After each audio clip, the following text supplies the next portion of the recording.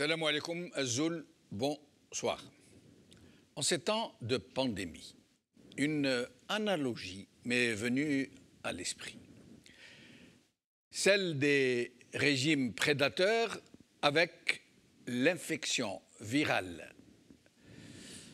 Cette dernière peut être asymptomatique, c'est-à-dire infecter l'organisme qu'elle habite et produire une grande quantité de virus sans pour autant développer de maladies cliniques dans le corps où elle se développe et qu'elle squatte.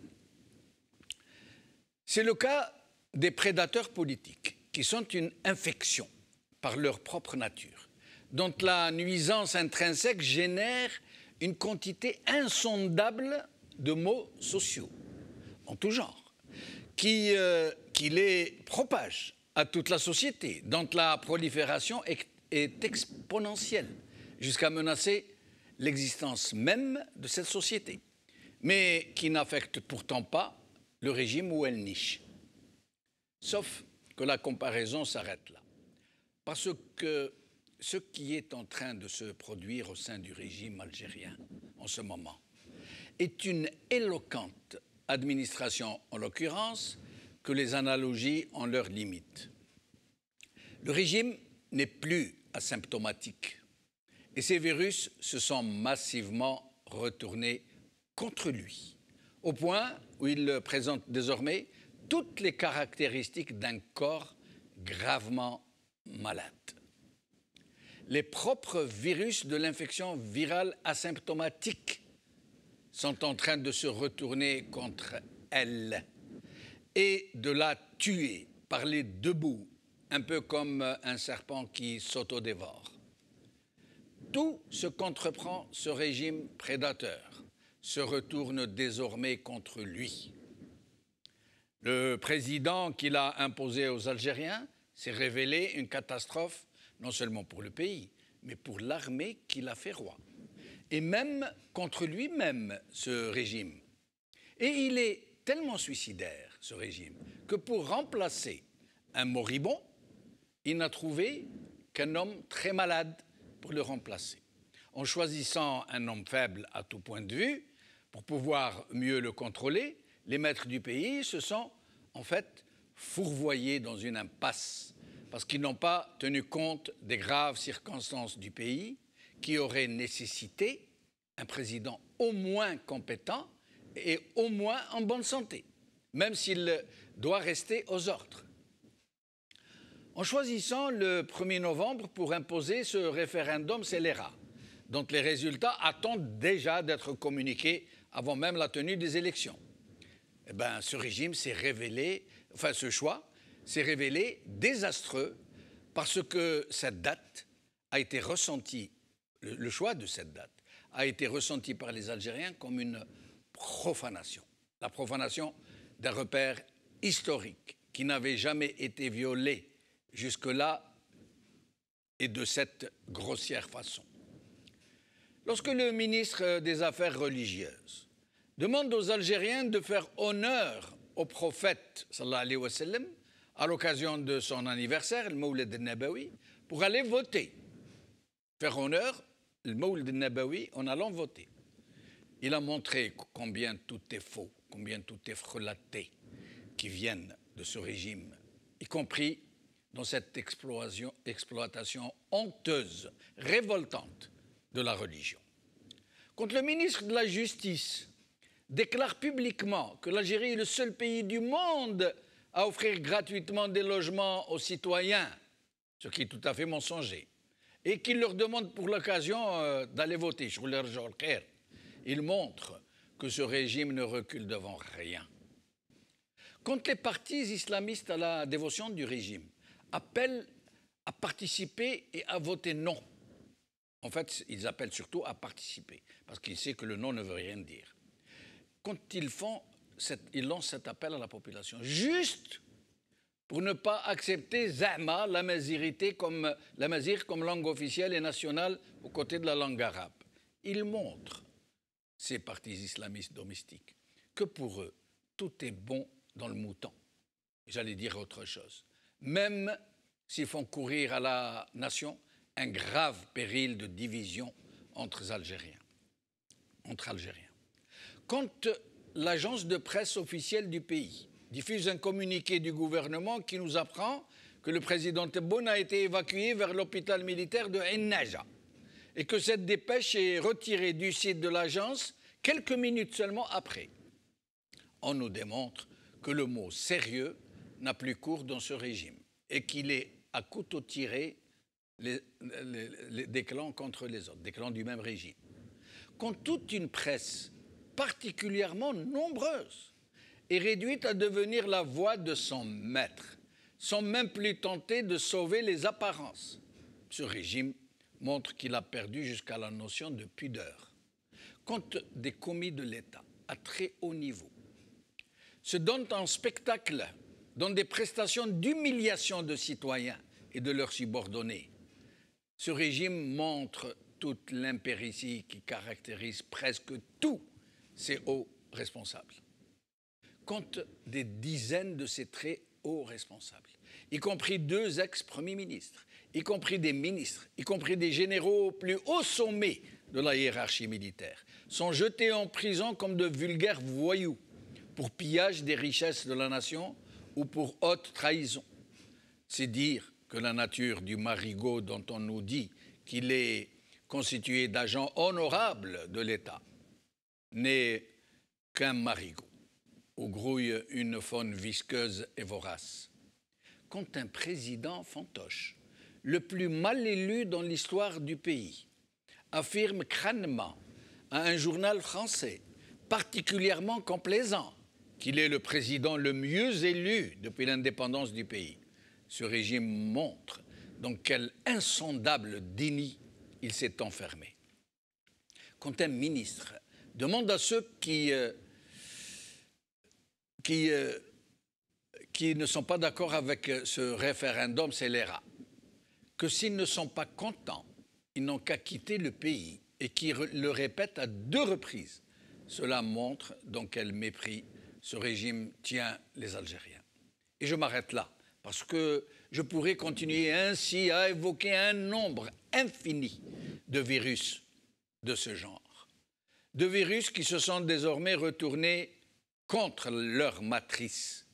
En tout état de cause, tout le monde sait aujourd'hui, y compris les protecteurs occidentaux de ce régime prédateur, qu'il est dans une logique titanique et que le temps des violents est passé. C'est désormais sauve qui peut. Les derniers qui n'auront pas trouvé de place dans les embarcations de sauvetage couleront avec le régime. J'ai laissé le plus important pour la fin. Demain, nous serons le 29 octobre, à J-2 du rendez-vous scélérat. Et les Algériens se sont donné rendez-vous demain, 29 octobre, à Alger, pour dire que ce pays est le leur et qu'ils ne permettront pas que leur patrie soit délibérément naufragée. L'Algérie n'est pas le Titanic. D'homme, J-3. Vous aurez remarqué, mes chers amis, que je mets référendum entre guillemets, bien sûr.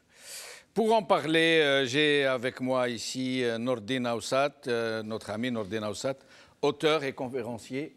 Nordine Aoussat, merci d'être avec nous. Merci de l'invitation, si je me le dis. Merci beaucoup. Et Chaban Kassi, mon jeune confrère, qui est avec nous, qui va nous dire des choses dont on va parler maintenant. Et sinon, au téléphone, nous aurons avec nous Badreddine Gerfa, cadre du FIS, Hassan Moussi, militant politique depuis Montréal au Canada, et Khaddour Chouicha, syndicaliste, défenseur des droits de l'homme et néanmoins hirakiste, très connu, à Wahran, qui sera avec nous depuis Wahran. Alors, Chaban, qu'est-ce qu'il y a de nouveau et il semble que le nouveau, c'est pas ce qui manque en ce moment. C'est pas ce qui manque. Bonsoir Nordine Aoussat, bonsoir Jamaldine, nos téléspectateurs bien évidemment. Alors d'abord en retour sur cette affaire, Tebboune est hospitalisé. On rappelle aux téléspectateurs qui n'ont pas, même si votre émission, je rappelle, est très suivie, en Algérie, au Maghreb et un peu partout dans le monde via le satellite. Donc hier, 17h34, l'APS, qui est l'agence de presse officielle, donc, qui annonce à 17h33-34 que donc, le chef de l'État Tebboune est admis à l'hôpital d'Ain Hadja, donc, en disant son état de santé est stable. De Ain Hadja. De Ain Hadja, pardon. Ouais. De Ain Hadja. Ce qui se passe, c'est que quelques secondes après, le communiqué disparaît. Bien évidemment, je vous le disais hier, la force des réseaux sociaux, rien ne passe inaperçu. Alors depuis, bien évidemment, sachez qu'aussi la presse internationale en a parlé. J'ai fait des recherches, Le Monde en France, mais aussi en Angleterre, au Canada, puisque ce qui est important, c'est de savoir qu'une agence de presse annonce une telle information, c'est quand même pas rien. On annonce qu'un chef d'État donc est hospitalisé pour Covid. Évacué en plus de ça. Juste derrière, donc plus d'informations. Depuis, bien évidemment, des rumeurs. Donc apparemment, il serait donc dans l'ancienne clinique des Orangers, située donc face au palais El Moadia. Mais aussi, on parle aussi qu'il est atterri au Bourget, qu'il ait peut-être pu prendre une voiture pour se rendre en Suisse. Certains parlent même peut-être d'un... Entre guillemets, c'est des mots qu'on a pu lire, mais d'une sorte d'élimination. On se rappelle aussi que Ahmed Gaïd Salah, paix à son âme, est décédé quelques jours après cette élection. Donc il y a aussi une polémique derrière ça. Pourquoi, à ce moment-là très précis, avec notamment cette information de l'APS qui s'en va, donc c'est aussi des interrogations. Et ne pas oublier que ce soir, il y a l'inauguration de la troisième mosquée, la troisième plus grande mosquée du monde. Et a priori, le chef de l'État... Ce soir ou demain ? On est quel jour? C'est mercredi soir, non? Oui. C'est ce soir. D'accord. L'inauguration, c'est ce soir. Donc ça, mais pas par Tebboune. Alors c'est ça la problématique. C'est soit, effectivement, il est dans un état critique, et là, le peuple algérien se doit d'avoir l'information, soit il n'est pas dans un état critique et il peut s'exprimer, comme l'avait fait Boris Johnson, donc Premier ministre anglais, ou alors Trump, il doit s'exprimer, notamment sur cette... Enfin, c'est un événement important, cette grande mosquée qui a fait polémique, qui a coûté quelques dizaines de milliards d'euros, de dollars, avec un retard... Non, pas des dizaines de milliards. Non. Oui, j'exagère. Plusieurs milliards de dollars. Plusieurs, 3 oui. Enfin, combien 5, oui, je crois que j'ai lu des... C'est vrai, autant pour moi, j'exagère. Mais on sait qu'on... Parfois, avec l'Algérie, on a tendance à exagérer parce que, comme rien, je vous le disais, hier, rien n'est normal, mais c'est vrai que c'est 4-5 milliards, enfin, il y a eu polémique. Et puis, un deuxième point aussi, c'est qu'on est à 3 jours de ce référendum. Et juste pour information, je parlais de Boris Johnson tout à l'heure, mais Trump, il est hospitalisé le vendredi 2 octobre. Le samedi, le lendemain, vu qu'il est dans la possibilité, qu'est-ce qu'il dit? Il dit « Je me sens beaucoup mieux maintenant. Nous travaillons dur pour que je me remette tout à fait. Je pense que je serai bientôt de retour et j'ai hâte de finir la campagne comme je l'ai commencé. » Mais il a fait une apparition tout aussitôt. Il a fait Boris Johnson aussi. Aussi, c'est ça la problématique, c'est que pour Tebboune, il y a 2 points. Il y a l'inauguration de cette mosquée. Enfin, il y en a même 3. Alors, qui ne va pas faire. Qui ne va pas faire. Ça, c'est le premier point. Pas de réaction sur le référendum. Et puis, le plus important, c'est que... Pas d'apparition publique. Pas d'apparition publique, mais le chef de l'État, la population algérienne, doit avoir une réponse. Et en plus de ça, depuis hier, il n'y a pas de réaction nouvelle de l'APS. Je laisse aux téléspectateurs et téléspectatrices de faire vos propres recherches. Sachez qu'à chaque fois qu'il y a eu un chef d'État, un ministre, un député, une star, peu importe, en tout cas une personnalité qui était atteinte, touchée par la Covid-19, automatiquement, les personnes, les organismes concernés, que ce soit des institutions politiques ou encore des agents de presse ou des producteurs pour les stars, à chaque fois qu'il y a des réactions, enfin, le peuple algérien demande à suivre. Donc, à l'heure actuelle, c'est bouche cousue. Il y a alors que la rumeur fait des ravages. On le donne pour mort. On le donne pour atteindre d'un cancer qui aurait métastasé. Puis certains le donne pour être dans le coma. Le donne pour être dans une phase respiratoire critique du Covid, lui qui est un grand fumeur. Ça veut dire que les nouvelles ne sont pas bonnes. Oui, elles ne sont pas bonnes, mais ça, au pire des cas, bon, bien sûr, on lui souhaite... En tant qu'homme, pour lui et sa famille, on lui souhaite bien évidemment tout le rétablissement possible. Mais en tout cas, le peuple algérien, ce qu'il souhaite aujourd'hui, c'est d'avoir un communiqué, une réponse, des nouvelles. Soit il est en capacité de prendre la parole. On parlait tout à l'heure du référendum de cette mosquée, ça c'est très important, il doit s'exprimer. Soit il ne peut pas s'exprimer. Dans ces cas-là, il faut qu'il y ait un communiqué de presse, des nouvelles. Or, depuis hier, donc, il n'y a aucune nouvelle. Et bien évidemment, encore une fois, malheureusement, pour l'Algérie, les choses ne sont pas normales. Nous allons en parler tout à l'heure. Ça spécule, voilà. Ensuite, alors Ensuite, bien évidemment, alors un mot, la crise sanitaire en Algérie, malheureusement, continue. Alors, à l'heure actuelle, on parle de 57 000 cas sur 44 millions, ça, ce sont les chiffres. Mais pour aller vite... Ils n'ont pas d'informations par jour, comme un peu partout dans le monde. Alors, les chiffres, selon certains, mais vous me le disiez tout à l'heure, avant de rentrer en émission, et je vais clôturer là-dessus, c'est qu'aujourd'hui, l'Algérie passe au-dessus des 300 cas par jour, notamment dans les dernières 24 heures, c'était ces 320 nouvelles contaminations. C'est des chiffres de qui? Mais voilà, en fait, ce sont des chiffres, la problématique... Parce que quand vous comparez avec la France, 50 000 cas par jour, quand vous dites 300 cas par jour, c'est le paradis en Algérie. Jameldine, je pourrais vous garder la soirée, vous pourriez nous en parler, et Nordina Oussat aussi. C'est que malheureusement, en Algérie, rien n'est clair. Le système de santé est défaillant. J'espère on l'aura demain, mais Lamia Boudissa, qui est médecin, je m'entretenais avec elle tout à l'heure, elle est en Algérie. Voilà, la situation s'aggrave, mais aussi d'abord, il n'y a aucune prise de conscience du ministre de la Santé. Il ne faut pas oublier qu'on a entendu le ministre de la Santé la semaine dernière nous dire « Vous inquiétez pas, tout est réglé dans les écoles. Vous avez démontré le contraire. » Enfin, les téléspectateurs, via des images, ont démontré le contraire. Un ministre de la Santé qui dit « Tout va bien ». Et aujourd'hui, quand on s'entretient avec plusieurs médecins professionnels de santé en Algérie, ils nous disent non seulement il n'y a aucune prise de conscience, personne ne s'alarme, la situation s'aggrave, mais surtout que personne ne maîtrise rien et il y a un manque de moyens. Et ça, c'est vraiment malheureusement, mais quand on parle de ce pays tellement riche en termes de puissance de cette jeunesse et tout, il y a un manque de moyens un peu à tous les niveaux. Alors, il y a un dernier point. Vous nous avez parlé tout à l'heure de l'attitude des partis politiques donc, qui ne s'expriment pas. C'est ça. Alors, concernant l'implication des partis politique concernant ce référendum. Alors je rappelle que c'est un référendum qui est crucial, mais pour le régime. Encore une fois, je le disais hier, alors le temps passe vite, mais il faut savoir que c'est un non-événement pour les Algériens et les Algériennes qui ne suivent pas du tout ce calendrier. Et malheureusement, ils savent très bien que ce soit 0,2%, 1% ou 20%, ils savent très bien que cette réforme passera. Et puis, depuis maintenant 1962, la première constitution, je crois que c'est septembre 63, si je ne me trompe pas. Depuis, il y en a eu des constitutions. Ça, c'est le premier point. En tout cas, les partis politiques inféodés au régime, je ne vous apprends rien, bien évidemment, appellent à voter oui. Les partis dits islamistes appellent tous à voter oui et pour d'autres non. Les partis, alors vous me contredisez si je me trompe, les partis dits de l'opposition, certains ne se prononcent pas du tout et s'expriment pas du tout. Presque tous, oui. Alors, pourquoi je dis certains? Car aujourd'hui, le seul parti qui appelle et qui s'exprime, qui appelle clairement au boycott, c'est-à-dire ne pas aller dans les urnes, et ça c'est un élément important parce que plus les bureaux de vote seront vides comme le 12 décembre, et plus c'est un échec supplémentaire et une réponse supplémentaire au pouvoir algérien.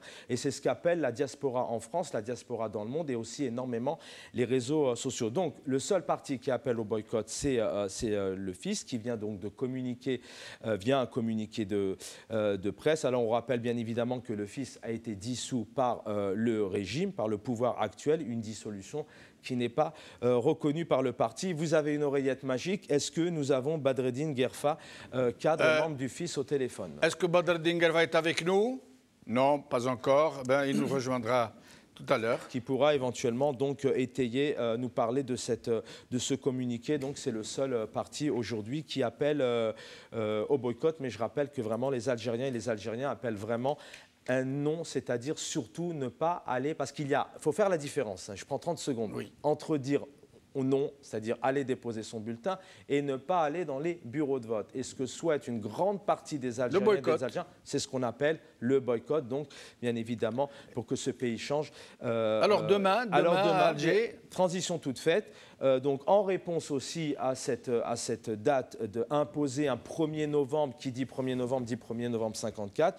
Donc demain, il y a un appel. Donc tout le monde doit se retrouver. Alors quand je dis tout le monde, ça va arriver de plusieurs villes d'Algérie. Donc rendez-vous tout le monde ce 29. Un appel a été lancé pour donc converger vers Alger. Ce qu'on craint malheureusement, c'est que le pouvoir et le régime algérien soient au rendez-vous avec ces méthodes. Il l'a prouvé depuis un an.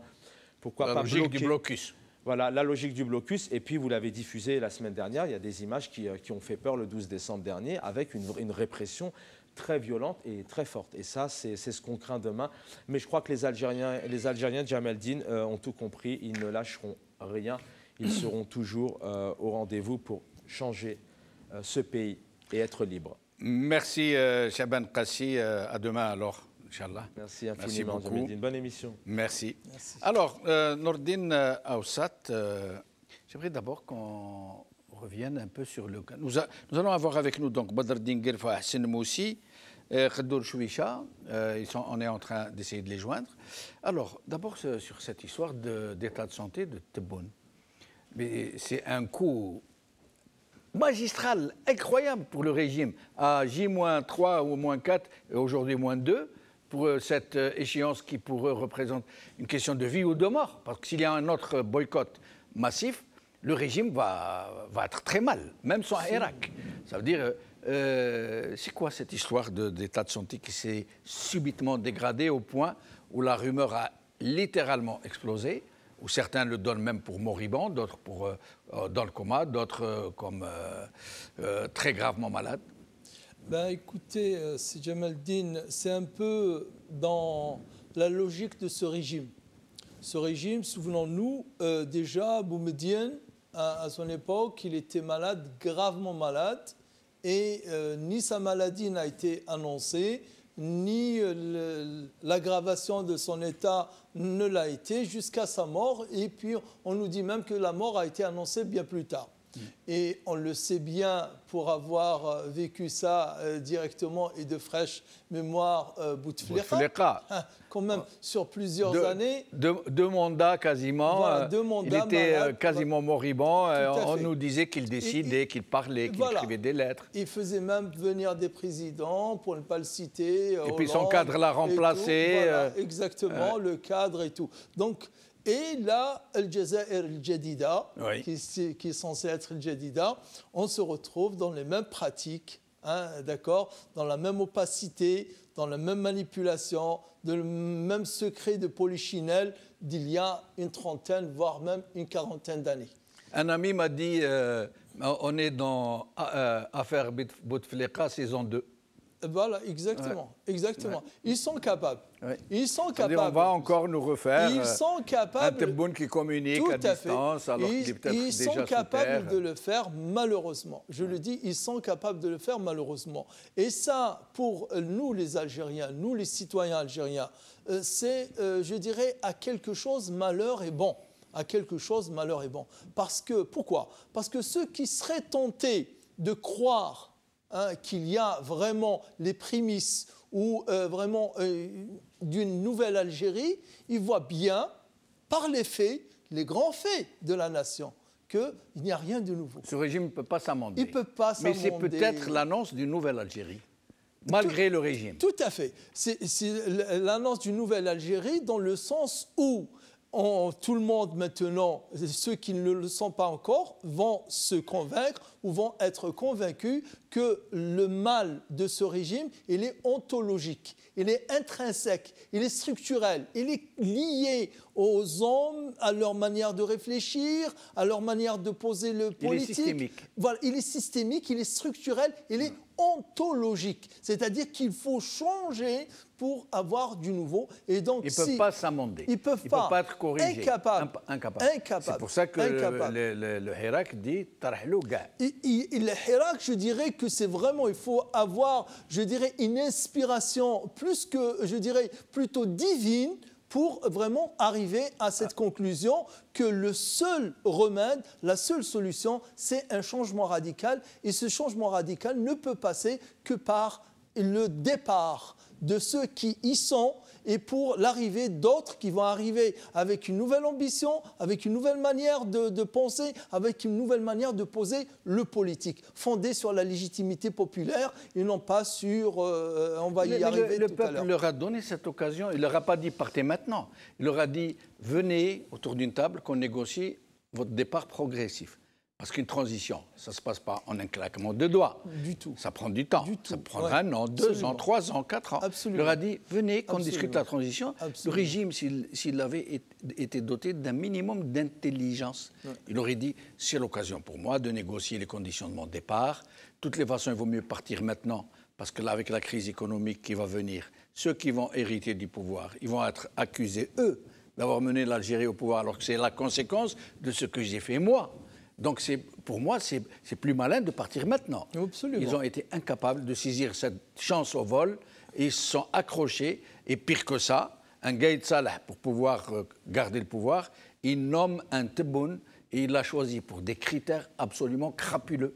C'est parce qu'il savait que c'était un homme capable de tout, un homme qui acceptait tout, un homme qui se pliait à tout, un menteur. Et ils n'ont même pas tenu compte de son état de santé.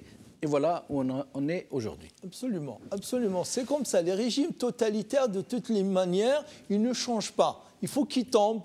Ils portent en eux les conditions de leur propre disparition. Voilà. Hassan Moussi est avec nous depuis Montréal. Merci d'être avec nous, Hassan. Merci Jamal, merci pour l'invitation. Bonjour à vous, à vos invités, à tous les Algériens, là où ils sont. Merci beaucoup. Alors, comment nos compatriotes du Canada ont-ils reçu la nouvelle, cette nouvelle de la brutale, j'allais dire disparition. Disparition, ça veut dire éclipse, hein, on ne le voit plus, de M. Tebboune. Alors, qu'est-ce qu'on dit? Quelles sont les rumeurs? Quelles sont les informations qui circulent chez vous? Je confirme, persiste et confirme, Jamal, que je crois que le mot que vous avez employé sur votre page Facebook, le don d'ubiquité, répond à votre question tout de suite là. Personne, ni en Algérie, ni ici à Montréal, ni ailleurs dans le monde, ne sait réellement où se trouve Tebboune, s'il est réellement malade, s'il est réellement gravement malade, s'il est mort, s'il ne l'est pas. D'abord, nous, en tant qu'humanistes, Jamal, nous lui souhaitons guérison, comme nous souhaitons le retour à la santé à tous les malades du monde, et algériens en particulier. Comme nous connaissons très bien la particularité et le comportement du pouvoir algérien, nous savons bien, Jamal, que tout ce qui se fait, c'est par calcul politique en Algérie depuis des décennies. Donc, comme je vous le dis, on ne peut pas confirmer si ce Tebboune-là est malade, s'il est gravement malade, s'il n'est pas malade, s'il est à l'étranger. Hassan, on peut quand même... Hassan, est-ce que vous m'entendez? Oui. On peut quand même supputer qu'il n'y a aucun doute qu'il soit au moins très malade. Parce que si ce n'était pas le cas, il aurait fait une apparition. Il ne peut pas suicider le régime, j'allais dire, excusez de l'usage très impropre de ce verbe, il ne peut pas suicider le régime par son absence, par son éclipse, à un moment pareil, à J-2 d'une opération de manipulation des masses qui est ce référendum, en disparaissant de la circulation. À un moment où il lui faut aller inaugurer la mosquée d'Alger, à un moment où ils ont choisi le 1er novembre pour faire passer leur projet scélérat. Donc, il est au moins très malade. Ça, on ne peut pas ne pas le dire. On ne peut pas dire on ne sait pas s'il est malade. Il est certainement très malade. Oui, tout à fait. Notamment c'est l'APS qui a parlé. Et puis, absolument. Même ici au Canada, un grand journal d'ici, le journal de Montréal, a repris l'information disant que le président algérien est gravement malade. Voilà ce qu'il avait dit. Cependant, Jamal, comme le disent l'ensemble de mes compatriotes qui sont là, ici au Canada, je crois que, peu importe, là aujourd'hui, nous, d'abord, tout ce qu'on nous prépare, que ce soit comme ça s'est passé le 12-12, comme cette mascarade de constitution, là, pour nous, c'est un non-événement. Nos collègues ici, nos compatriotes algériens ici au Canada, vous disent malade ou pas malade, ça ne change rien à l'Algérie, en tout cas. Ça ne change absolument rien que Tebboune est malade ou pas. Sauf que c'est certain que ce soit des calculs politiques. C'est certain qu'on voulait peut-être le mettre au congélateur pendant 3, 4, 5 jours, histoire de faire pleurnicher certains Algériens. Meskin Tebboune Mred, venez voter et tout. Mais je crois que l'Algérien a compris. Notre ami Oussat a expliqué cela. Notre ami Qassi a résumé un peu le tout. L'Algérien est éveillé et réveillé. Il a glissé sa puce bien validée, bien pensonnée Irak.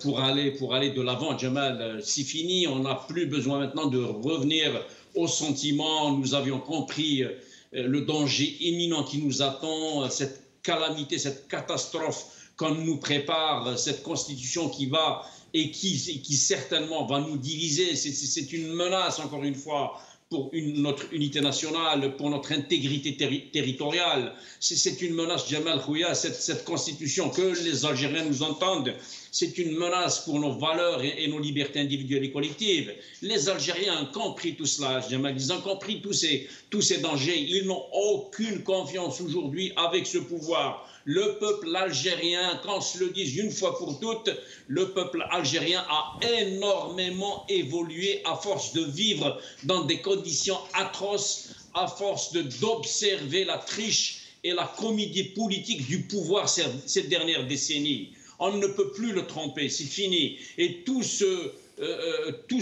je le redis encore une fois, tout ce qui se fait, ce n'est que des mascarades. C'est dommage. Moi, je suis triste et mécontent en même temps quand je regarde mon Algérie, mon pays souffrir, quand on sait la valeur et la force de sa jeunesse, quand on sait, Khouya Jamal, ses richesses, quand on sait son histoire, quand on sait sa position stratégique. Cette constitution, à mon avis, n'est qu'un accoutrement, encore une fois, ridicule. Une mise en scène hypocrite et trompeuse que le pouvoir désire encore une fois nous servir. Donc, tebon ou pas tebon, nous avons notre cap, eux, ils ont la leur. Nous sommes des humains, qu'ils s'en occupent, que le pouvoir s'en occupe de leurs soldats. Nous, ce qui nous intéresse, c'est l'Algérie, l'Algérie nouvelle, comme nous la voyons, comme le Irak la réclame. Et restez avec nous. Alors, Nourdine Aoussat, ce régime, il a un seul mot à la bouche à travers son ministre de l'Information. Il reproche aux gens de spéculer. Ils disent, vous reprenez des rumeurs, vous les distillez, vous les amplifiez. Ce n'est pas ça du journalisme, ce n'est pas ça du sérieux. Il faut prendre... Alors que c'est un vase clos d'où ne filtre aucune information. Et même quand elle filtre, à travers l'agence officielle, elle est retirée. On nous a dit qu'il est évacué vers l'hôpital militaire de Naja. Quelques minutes après, elle est retirée. Comment peut-on nous accuser de spéculer alors qu'on nous empêche d'accéder à toute forme d'information? Et même quand celle-ci arrive plus ou moins à forcer le blocus, on la retire. Et donc aujourd'hui, dans les réseaux sociaux, c'est l'explosion des rumeurs. On le donne pour mort. On le donne pour cancer avec métastase, cancer généralisé à un stade final. On le donne dans le coma. Certains disent qu'il est dans cette clinique qui a été réquisitionnée par la présidence, clinique des Orangers. D'autres disent non, l'avion a été repéré au Bourget, il a été vu. Il a été vu par des témoins. Et il a été repéré par la fameuse application. Et on dit que du Bourget, il aurait été évacué par voie terrestre vers la Suisse. On dit de tout et de n'importe quoi. Alors comment faire, nous, pour essayer d'avoir un tant soit peu, une information crédible? À quoi recourir à un moment où ce régime est totalement plombé, où il est dans une bulle plombée? Comment faire? Écoutez, il y a deux choses, ou je dirais peut-être même trois choses. La première, c'est que, comme le dit l'adage, la nature a horreur du vide. La nature a horreur du vide. Quand on n'a rien qui vient des sources officielles, des sources autorisées, donc on se débrouille, notamment vous les journalistes, autrement pour avoir de l'information. À travers des recoupements, à travers des cadrages, à travers... Tout à fait. Oui, des témoignages, des petites ficelles. Voilà. Donc aujourd'hui, de toutes les manières, depuis quelques années même, on sait bien que des informations qui ont été vérifiées par la suite, qui se sont avérées réelles, ont filtré de la présidence, ont filtré du ministère de la Défense, ont filtré même des services de sécurité. Oui. Donc, ils peuvent rien. On ne peut plus rien cacher aujourd'hui. On le faisait il y a encore 10-15 ans en arrière, on pouvait le faire, mais je pense que ces petites 10 dernières années, surtout les 5 dernières années, on le voit, hein, il y a même des gens qui ont émergé comme ça, des vedettes qui étaient inconnues et qui sont... Parce qu'ils ont de l'information. Voilà, suivis par des centaines de milliers de personnes, voire parfois ça par rapport aux millions. Parce que dans ces structures dites de l'État, Il y a des Algériens Absolument. qui veulent communiquer l'information. Ils sont révoltés par ce blackout. Et donc, ils nous filent des infos des patriotes, voilà. Des patriotes, d'autres pour d'autres raisons, il y a le fil d'information. Donc, il y a, premièrement, il y a ce principe, je dirais. La nature a horreur du vide, donc les gens se débrouillent autrement. Et aujourd'hui, quand on cherche, on trouve. Il y a de la source d'information. Deuxièmement, et je dirais, là, c'est le comble, c'est que, je dirais, de l'histoire de l'APS, on était habitué dans les années 80 au mensonge, je dirais, au mensonge éhonté, au mensonge avéré. Mais qu'en 2019, l'agence presse service, l'agence officielle monte ou mette en ligne des informations fausses, des fake news, ça c'est des jamais vus. Et qu'elle les retire juste après. Voilà, là ça fait la troisième. Sans explication. Là ça fait la troisième. Il y avait celle de mars, de la déclaration de Le Drian, qui n'y en avait pas une du tout. Absolument, on avait oublié celle-là. Moi j'ai fait donc, une capture d'écran, je l'ai sur mon ordinateur, qui est restée carrément toute une soirée, une après-midi plus la soirée. Elle a été retirée le lendemain matin. Plus l'information de l'ONU, voilà, qui a été retirée. Qui a été retirée par la suite, sans explication, sans excuse. Et là, donc, ça fait la troisième. Ça veut dire quoi? L'information est venue du gouvernement. C'est le gouvernement qui avait donné l'information par voie de communiqué. Et ça a été retiré par on ne sait quel parti. Est-ce que ça veut dire qu'il y a de l'eau dans le gaz, qui sont en guerre, qui sont à couteau tiré, les uns contre les autres? Ça fait quelques années déjà, c'est Jamaldine, quand on nomme un ministre 2 heures, puis on le retire. Oui. On se souvient, il n'y a pas très longtemps. 2 heures, un ministre il a été nommé pour 2 heures. Ou un Premier ministre, l'actuel président, M. Tebboune, qui a été nommé chef du gouvernement, Premier ministre pour quelques semaines. Voilà, il est resté quelques mois, quand même, 10 ans. Voilà, il est parti. Donc, c'est que l'eau dans le gaz, ça fait un moment. Et je dirais le troisième, et on revient toujours aux premières questions, c'est que ce pouvoir-là, l'information, c'est un pouvoir.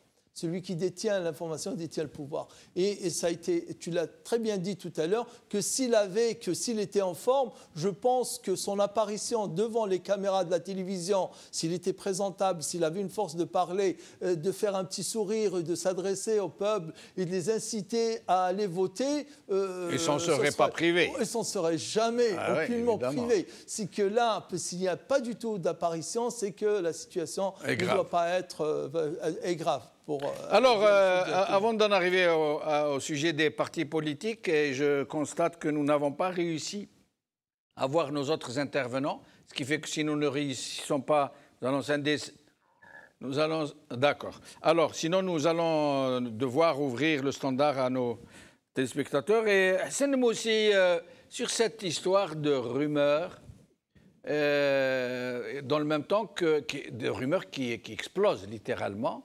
Dans le même temps que le ministre de l'Information nous dit c'est quoi ces histoires de recourir aux rumeurs, alors que le régime lui-même bloque totalement, plombe totalement toute possibilité de pouvoir recourir à une vraie information. La rumeur, c'est eux-mêmes qui l'ont semée et c'est eux-mêmes qui l'ont contestée, jusqu'à preuve du contraire. Ce sont eux, voilà, vous venez de débattre de cette histoire si réellement Tebboune n'est pas gravement malade, on l'aurait à la limite, comme l'a si bien dit notre ami Nourdine qui est avec vous là, on l'aurait à la limite montré avec un petit sourire aux lèvres, ne serait-ce que dire bonjour à la population algérienne. Mais donc là aussi, on jette l'anathème, on dit qu'il n'est pas malade, il est en bonne santé. Demain, on va vous dire qu'il est gravement malade. On se demande d'ailleurs si ce n'est pas le rejet, Inch'Allah, Inch'Allah, peut-être c'est carrément l'annulation de ce référendum. Eux, ils avaient utilisé le présent, ça fait longtemps. On avait dit que le référendum est déjà, la Constitution est déjà prête. Parlant de notre armée qu'il s'apprêtait à envoyer à l'étranger faire les beaux jours des pays en guerre, la chose à laquelle nous ne sommes pas d'accord totalement. Je ne comprends pas. On parle de vendre, d'acheter la légitimité réciproquement en payant avec l'exportation de nos soldats en dehors de nos frontières. Voilà la raison qui a fait qu'aujourd'hui on veut lancer cette constitution. Sinon, il n'y a aucune différence entre la constitution de Bouteflika. Je m'excuse de sortir un petit peu du sujet de Jamal. Il n'y a aucune différence entre la constitution de Bouteflika et celle de Tebboune. Il y a peut-être 4 virgules qui ont changé, un point d'interrogation quelque part et un d'exclamation quelque part. Mais on a peut-être ajouté l'article 30, je crois, concernant l'ingérence du militaire maintenant dans le politique. On en parle, on dit que l'armée, s'il y a gravité quelque part au sommet, enfin, s'il y a une gravité, quelque chose de grave au sein des institutions, au sein de l'État, l'armée pourrait intervenir. C'est indirectement l'ingérence du militaire dans le politique. On veut valider encore cela, on veut encore l'expulser. Mais Monsieur Chenguereha, ces derniers jours, lui qui avait dit à un journal français que l'armée algérienne ne faisait pas de politique, qu'il n'arrête pas de faire de la politique, d'appeler les Algériens à voter pour la Constitution. Il a même fait un discours devant des militaires où il leur a demandé de préparer les unités de combat parce que la Constitution... Il n'a pas dit la Constitution va nous donner. Il a dit la Constitution nous permet aujourd'hui d'intervenir à l'étranger. Ça veut dire que la situation a été pliée. Ça y est, le vote a eu lieu, les Algériens ont voté, ils ont dit oui. Vous voyez? Exact. C'est pour ça que je vous disais, ils ont employé le présent il y a quelque temps. Il y a quelque temps, ils disaient la Constitution est déjà nous permet. Voilà, la Constitution nous permet. Oui, alors qu'on est à quelques jours du référendum. Ce n'est même pas la Constitution. Qu'est-ce que vous voulez, Jamal? C'est ça, c'est la nature de notre régime. Nous, en tout cas, encore une fois, nous avons notre cap, nous avons notre objectif, nous avons notre vision et nous savons où l'on va. Le peuple algérien sait où il va. La réponse, ils l'auront donc ce 29, ils l'auront le 1er. Et nous allons parler justement tout à l'heure du 29 et du 1er, mais avant, nous allons parler des partis politiques. Justement, Badr Dinguerfa vient de nous rejoindre. Badr Dinguerfa, merci d'être avec nous. C'est moi qui vous remercie. Merci. Alors, Badr Dinguerfa, je rappelle que les partis politiques en Algérie, il y en a 3 sortes. Il y en a ceux qui sont quasiment inféodés au régime, qui tous appellent à voter, tous, sans aucune exception. Tous les grands partis, les moyens, les petits, les boutiques politiques, comme on dit. Il y a des partis dits de l'opposition. La plupart ne disent absolument rien, ni aller voter, ni ne pas voter, ils ne se mouillent pas, comme on dit. Il y a un parti, celui de Sofiane Gilali, qui lui appelle à voter. Il est rangé avec les partis d'opposition. Parmi les partis dits islamistes, il y a le parti de Benguerina qui appelle à voter, mais à voter oui. Il y a les autres partis islamistes, ou dits islamistes, qui sont inféodés au régime, mais qui jouent un jeu très trouble. Et ils font comme ceux qui s'opposent à la Constitution. Ils disent « nous sommes contre, c'est un projet très grave qui peut menacer la stabilité du pays et tout ». Mais ils appellent les gens à voter. Et à voter non. Ça veut dire qu'en fait, c'est un peu comme s'ils faisaient un écran de fumée pour tromper les gens, en faisant semblant d'être contre le projet, pour pouvoir dire demain « ah, nous, on était contre ». Mais dans le même temps, ils apportent de l'aide au régime, parce que le régime a juste besoin que les gens votent. Il a besoin de remplir ses bureaux de vote. Rien d'autre, parce que le projet est déjà ficelé. Le nombre de votants, le nombre de oui, le nombre de non. Et il y a un seul parti, le vôtre, le FIS, qui lance quasiment un appel. Vous allez nous dire si vous avez appelé au boycott ou que ce soit d'autres. Je rappelle que pour les Algériens, votre parti est dissous. Enfin, du moins, par rapport à ce que dit le régime, vous avez été dissous par le régime.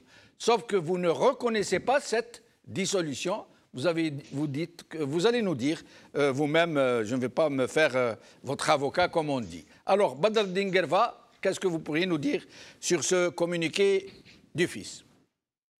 D'abord, je vous remercie pour cette invitation. Merci à vous. Et puis, je salue tous vos invités à travers OLS TV, tous les Algériens et les Algériennes. Avant de répondre à votre question, si Jamal Din, d'abord, خليني نقدم العزي عائلة بالحاج على وفاة أخوه عبد الحميد. Ce soldat de l'ombre qui a tant fait, qui a tant travaillé pour l'Algérie. رحمك الله عبد الحميد وأعزي عائلة عبد الحاج وكل أنصار جبهة إسلامية ومن خلالهم كل الشعب الجزائري. Et pour l'occasion, Badr Eddine Guerfa, la télévision LORS TV présente ses condoléances à la famille Ali Belhaj. Et moi-même, en mon nom personnel de présentateur dans cette émission, je lui présente mes plus vives condoléances. Rabbi Rahmou wa Saleh. Je vous en prie, Badr Eddine Guerfa. Bon, maintenant revenons à ce référendum, ce simulacre de référendum. Bon, le fils, comme d'habitude, hein, le fils, premièrement, comme vous le dites si bien, Jamaldine, pour nous, nous sommes un parti légal, de fait que c'est un parti qui a un loi au ministère de l'Intérieur et qui a chab voté à lui. Maintenant, les tanks, les chars, l'armée a fait ce qu'ils ont fait de l'Algérie. Maintenant, nous sommes en 2020 et les Algériens sont dans la rue. Le fils appelle clairement à un boycott total de ce simulacre référendaire. Il appelle les Algériens à la non-participation au référendum, clairement, et il fait même par le non. Le fils, il dit le non, c'est une ruse, mais c'est une ruse qui est très bien comprise par l'ensemble des Algériens. Le fils aussi, fidèle à sa ligne de conduite et à sa ligne politique, fidèle aussi à son travail inlassable pour le bien des Algériens, des Algériennes et de l'Algérie, il appelle aussi à un travail inlassable et un boycott actif.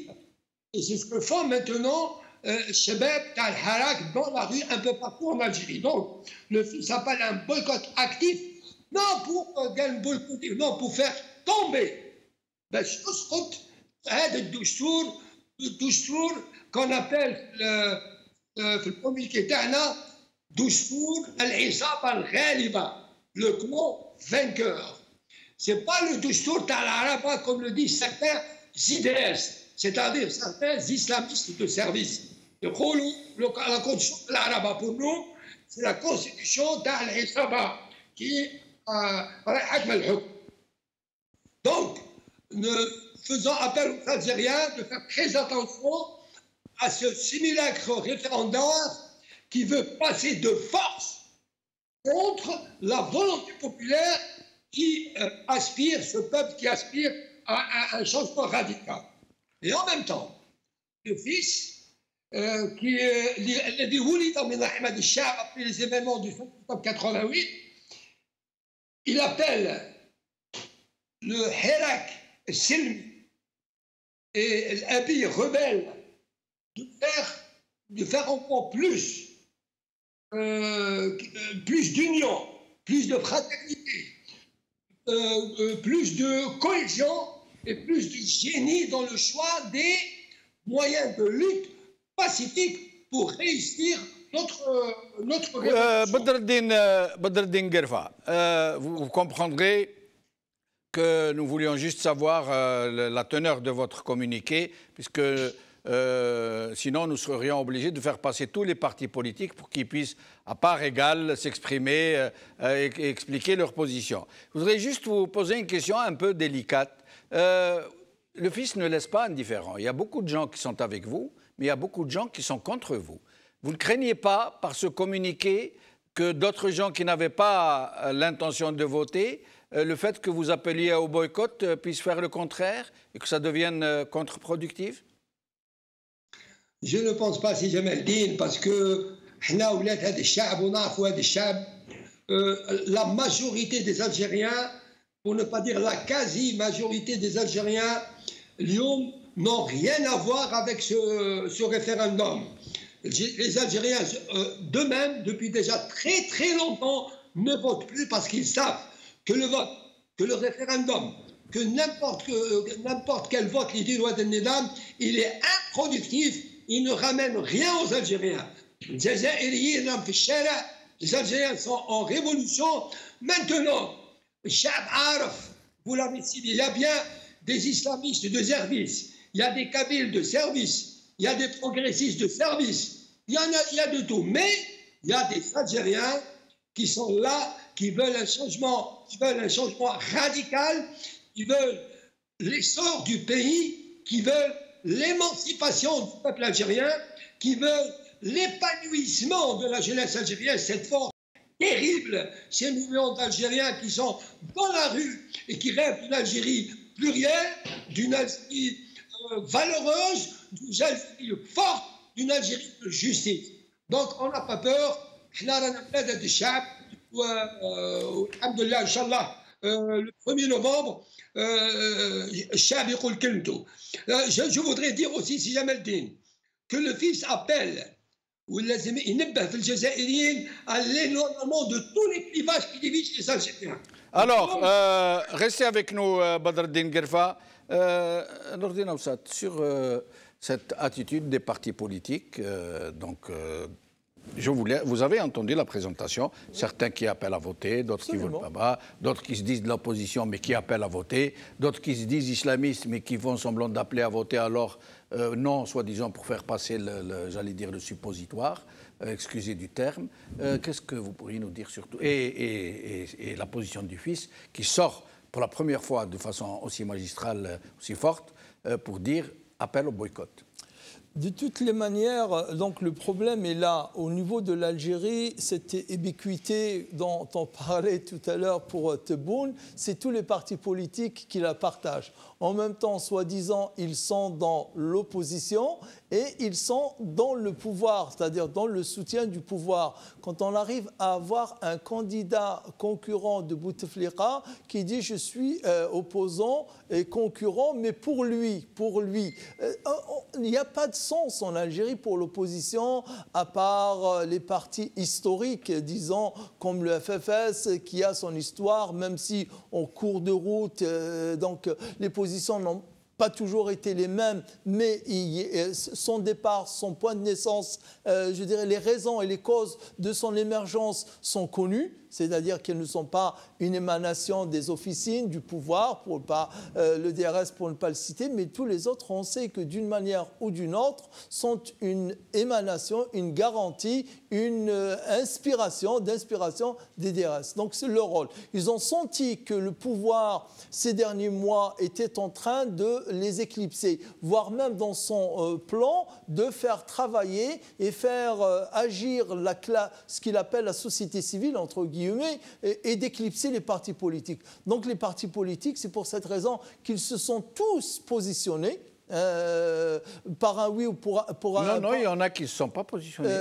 Partis politiques dits de l'opposition. Oui. Il y en a qui n'ont rien dit. Et ils n'ont donné aucune ni consigne. Oui, ni non, ni voté, ni ne voté. La plupart. Oui. Il n'y a que, à ma connaissance, que le parti de Sofiane Djilali qui a appelé à voter. Mais les autres, à ma connaissance... C'est un non-sens. Oui. C'est un non-sens d'être un parti politique et devant une échéance aussi importante que celle-ci, d'être neutre. De ne pas lancer de consignes claires. Aucune consigne. Oui. Aucune consigne ou de consigne claire. C'est un non-sens. Comme aussi pour ceux qui donnent des consignes, mais des consignes qui n'ont aucun sens, qui ne sont pas claires, dans le genre de celle de Djil Djadid, allez voter, mais sans dire s'il doit voter oui ou s'il doit voter non. Tout ça, ça montre encore une fois que ces partis politiques qui ont une occasion de se rattraper parce qu'ils ont été pris de court par le Hirak qui a levé, je dirais, le plafond des revendications et de l'action. Ils avaient une occasion cette fois-ci de se rattraper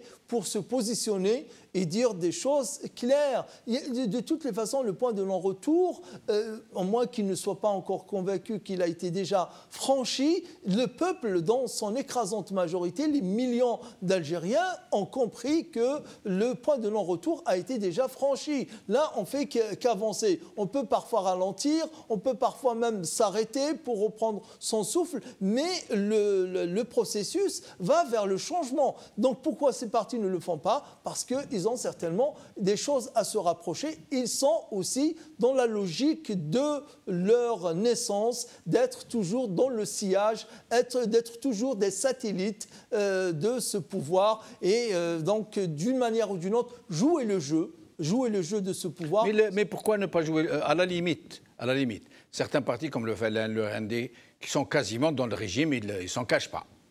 d'autres qui disent de l'opposition et qui font semblant de dire non, il faut faire avec, comme Soufiane Gilani, il faut faire avec, on n'a pas le choix.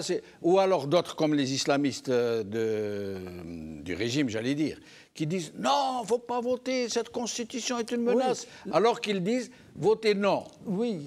Mais en fait, ils aident le régime en faisant la promotion de la participation. Absolument, c'est-à-dire normalement, c'est-à-dire en principe, ceux qui font de la politique, réellement qui font de la politique, dans le sens de peser sur le déroulement et le destin du pays et aussi pour, je dirais, le changement vers mieux, tous ces partis-là, ils savent que depuis 99, 10 ans, toutes les échéances électorales, qu'elles soient présidentielles, régionales, de l'Assemblée nationale, elles ne sont que des simulacres d'élections et que les choses sont jouées d'avance. C'est-à-dire le pouvoir, c'est le DRS, pour le citer, qui partage combien on doit donner pour tel parti, combien on laisse passer pour tel parti. Je pense que depuis l'apparition du Wali d'Oran, en l'occurrence, a salué comme homme, au moins le seul qui a osé dire les choses, Béchir Frik, qui a devant la télévision reconnu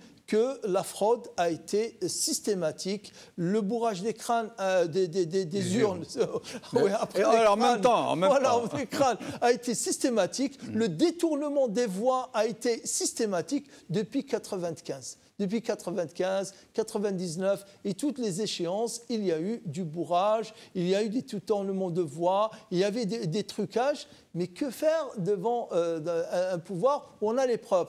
Mohamed Chafiq Msbah, combien de fois dans son livre La problématique Algérie, de 2 ou 3 interviews que j'ai lues moi-même. Celui qui est maintenant conseiller à la présidence. Celui qui est conseiller de la sécurité à la présidence, lui-même avant les 20 dernières années ou les 15 au moins dernières années, 2 ou 3 fois il a donné des interviews au journal Libération dans lesquelles il disait que le taux de participation n'a jamais dépassé les 15%. On les multiplie par 3, on les multiplie par 4 déjà. Donc, parce que ce qui est important pour le pouvoir, c'est quoi ? Même ceux qui disent voter non ou ceux qui disent voter oui, eux, du moment que tu dis voter, tu es bien. Tu seras récompensé parce que tu joues le jeu du pouvoir, parce que le pouvoir, qu'est-ce qu'il cherche ? Juste la participation. Alors, tout à l'heure, nous parlions de ces dispositions qui sont prévues, ces amendements, oui, dont celle de l'armée.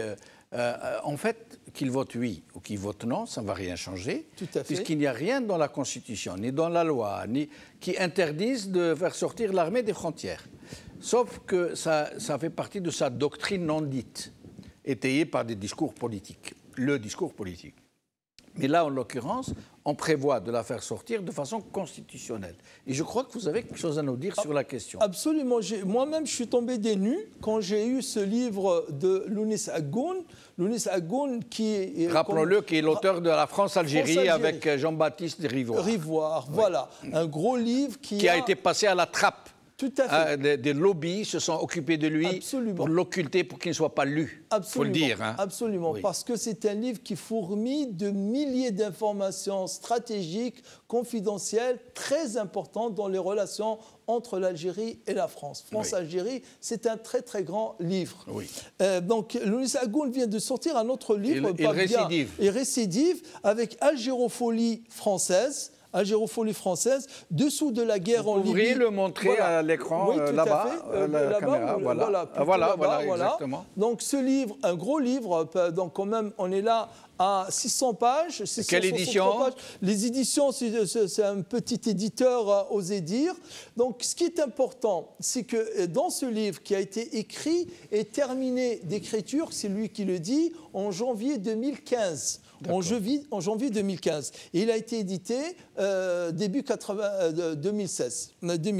Il dit à la page 491 de ce livre, sous le titre Armée, ANP, Armée de mercenaires.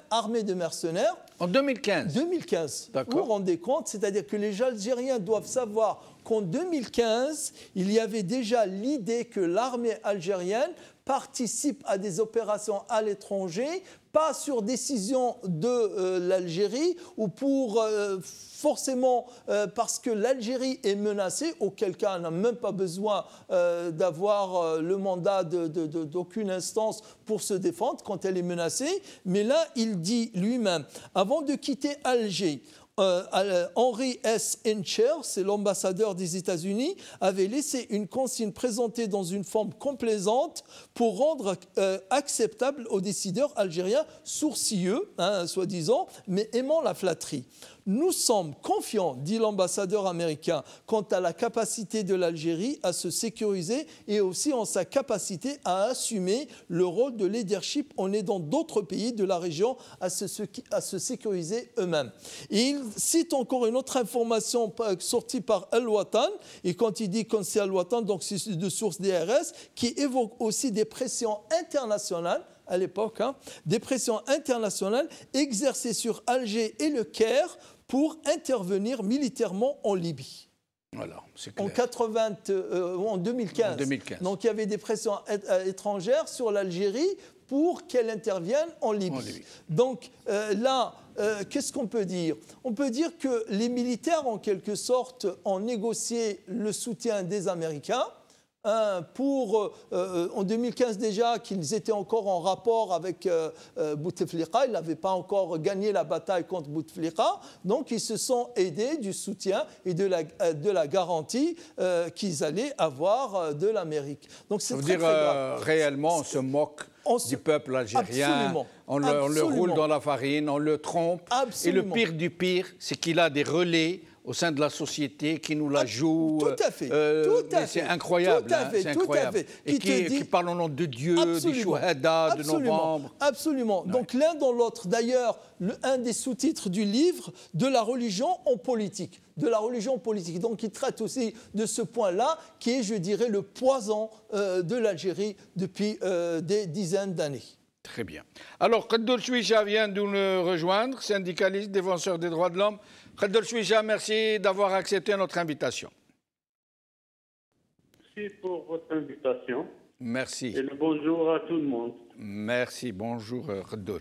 Alors, Khaddour Chouicha, d'abord, quel est le climat à Wahran par rapport à cette explosion de rumeurs autour de la santé de Tebboune? Qu'est-ce qu'on dit à Oran? Comment on y réagit? Et quelle est la situation générale dans l'ouest du pays? Pour ce qui est du climat, comme les gens ne croient pas à tout ce qui est dit, colporté, donc certains se posent des questions s'il est vraiment malade et quel type de maladie. Où est-ce qu'il est? Est-ce qu'il est réellement à l'hôpital militaire, comme cela a été dit? Est-ce que cela ne cache pas quelque chose? Vous savez, nous sommes traversons une époque où le moindre bruissement devient un chahut. Oui. Donc c'est pourquoi les gens sont en même temps dans l'expectative, se posent des questions, ont des doutes sur ce qui est en train de se passer. Et se pose la question, est-ce que ce n'est pas aussi un indice de guerre des clans, puisque l'on vient d'apprendre que le secrétaire général du FNN a été relevé et remplacé déjà. Voilà, donc les gens se posent des questions, est-ce que ce n'est pas un indice supplémentaire de la guerre des clans, surtout avec l'approche des votes sur le référendum? Et sur aussi les rumeurs, les dit-on sur les possibles retours de Hirak lors de la fin du mois ou bien le début du mois prochain. Nous allons parler tout à l'heure de cet appel pour le 29, demain, c'est-à-dire, nous allons y venir tout à l'heure. Mais sinon, Khaddour Chouicha, sur ce sujet des partis politiques, qui sont quasiment tous dans l'expectative. Je veux dire les partis politiques dits de l'opposition. Ils sont tous dans l'expectative, sauf un, celui de Sofiane Gilali, qui, à mon avis, qui appelle à voter, et celui du fils qui refuse d'être considéré comme dissous et qui appelle au boycott massif. Et il y a aussi les partis dits d'opposition, des partis dits islamistes qui appellent à participer massivement. Les uns appelant à voter non, les autres à voter oui, mais qui appellent à participer néanmoins. Qu'est-ce que vous pourriez nous dire sur ces implications partisanes? Je pense d'abord qu'il faut faire très attention à l'utilisation du mot opposition. N'est pas opposant celui qui le dit, est opposant celui qui montre par une pratique claire que vraiment il s'oppose et qui voudrait construire autre chose. Donc c'est d'abord une première précaution à prendre. Oui. Deuxièmement, je pense qu'il ne faut pas aussi faire pression sur les partis parce que, comme vous le savez, toute activité est pratiquement interdite, sauf pour ceux qui applaudissent. Oui. Et même ceux qui applaudissent, vous avez suivi aussi, même quand vous dites « ah oui, j'aimerais bien et tout », on vous dit « non, non, vous n'avez pas le droit de faire des activités partisanes ». Donc, je pense qu'il faut se rendre compte qu'il y a une très grande pression sur les partis qui ont essayé à travers le PAD de construire quelque chose de commun, de plus fort, mais vous avez sûrement suivi que même à l'intérieur du PAD, certains partis ont été obligés de rebrousser chemin ou bien de se poser des questions parce qu'il y a vraiment des pressions très importantes pour ne pas laisser se constituer un pôle dit démocratique. Maintenant, c'est le futur qui montrera la teneur de son message et de cette pratique. Mais en tout cas, pour ce qui est des partis, moi, je préfère revenir à l'attitude de Hirak quand les partis essayaient, enfin les chefs de parti essayaient de se sortir et marcher avec eux. Je pense que tout le monde se rappelle très bien que certains partis ou bien certains responsables de partis ont été dénigrés lorsqu'ils ont essayé de se fondre à l'intérieur de Hirak.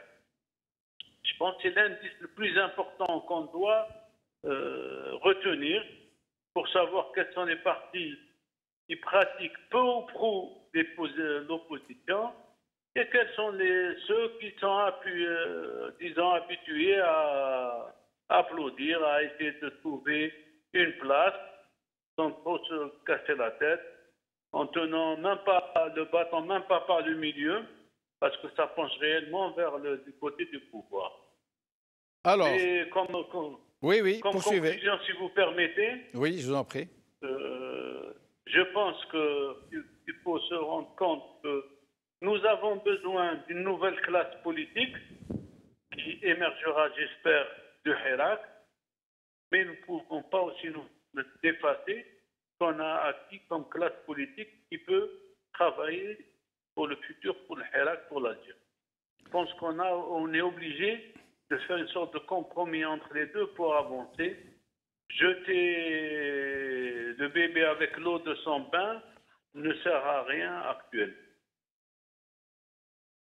Avec nous, Khadour Chouicha, nous allons en arriver à cet appel pour le 29. Plusieurs appels ont été lancés dans toutes les villes d'Algérie, mais surtout pour affluer vers Alger, la capitale, pour essayer de montrer à ce régime que le peuple algérien est contre cette ultime manœuvre scélérate. Mais avant, nous allons regarder ce qui s'est passé aujourd'hui à Kharrata qui nous a habitués à être toujours à l'avant-garde. Mais vous nous direz si vous êtes d'accord avec ce genre de mobilisation ou non. Regardez, je n'en dis pas plus. Kharrata.